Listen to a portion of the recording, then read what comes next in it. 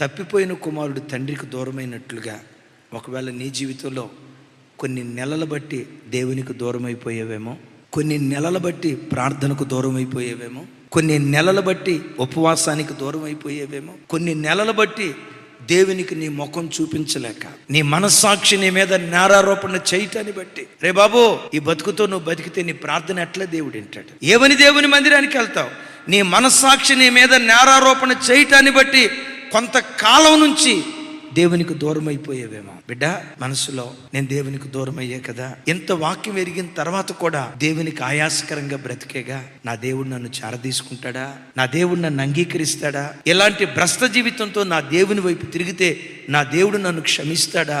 నీవు ఆరాధించే నీ దేవుడు, నేను ప్రకటించే నా యేసు క్రీస్తు లోబడనొల్లని పిల్లల వైపు దినమెల్లా చేతులు చాపించాడు ఆయన. ఈ వాక్యం వింటున్న నీ బ్రతుకులో కొన్ని నెలల నుంచి దేవునికి దూరం అయిపోయేవేమో, పరిశుద్ధ జీవితానికి దూరం అయిపోయేవేమో, ప్రార్థనా జీవితానికి దూరం అయిపోయేవేమో, అపరాధ భావం దేవునికి దూరంగా తీసుకొని వెళ్ళిపోతుందేమో. ఈ వాక్యం వింటుండగా ఉన్న చోటే మోకరించి, నేను పాపిని ప్రభువా, నీకు ఆయాస్కరంగా బ్రతికేనయ్యా, నీకు పరలోకానికి వ్యతిరేకంగా నేను దుర్మార్గంగా ప్రవర్తించాను, నన్ను క్షమించు అని ఒక్క మాటను ప్రార్థన చేయగలిగితే, నేను ప్రకటించే ఈ యేసు క్షమించటానికి సిద్ధమైన మనసు కలిగిన వాడు. ఇప్పుడు నష్టపోతే నా మాట లేదుగా, చెప్పంగా విననివాడు చెడిపోంగా చూడాలంట, నీకు అట్టాగే జరగాలి అని సంబరం చేసుకునేవాడు కాదు.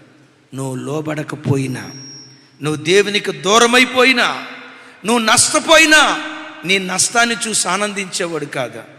ఈ నష్ట స్థితిలోనైనా ఈ బిడ్డ నా వైపు తిరిగితే బాగుండని, అయ్యా అమ్మా, రెండు చేతులు చాపి నా దేవుడు నీ వైపు చూస్తూ ఉన్నాడు. ఆ తప్పిపోయిన కుమారుడు తండ్రి కవిగిట్లోకి వచ్చినట్లుగా ఈరోజు యేసయ్య కవిగిల్లోకి వస్తావా? నీ కొరకు నేను బ్రతుకుతానయ్యా, ఇంకెన్నడూ నేను జారిపోనయ్యా, బ్రతుకు కాలమంతా నీ సాక్షిగా జీవిస్తానయ్యా అని తండ్రి దగ్గరికి నువ్వు రాగలిగితే, నీకు తెలుసా, కొన్ని శ్రేష్టమైన ఈవులు నీకు మాత్రమే ఇవ్వాలని కొన్ని ఈవులు నీ కొరకు తండ్రి దాచిపెట్టించాడు. ఆ తండ్రి తన కొడుకు కోసం దాచిపెట్టాడు కదా. ఆ తండ్రి తన కొడుకు కోసం ఏమేమి దాచిపెట్టాడో వాటికంటే శ్రేష్టమైనవి పరలోకపు తండ్రి నీ కొరకు దాచిపెట్టాడు.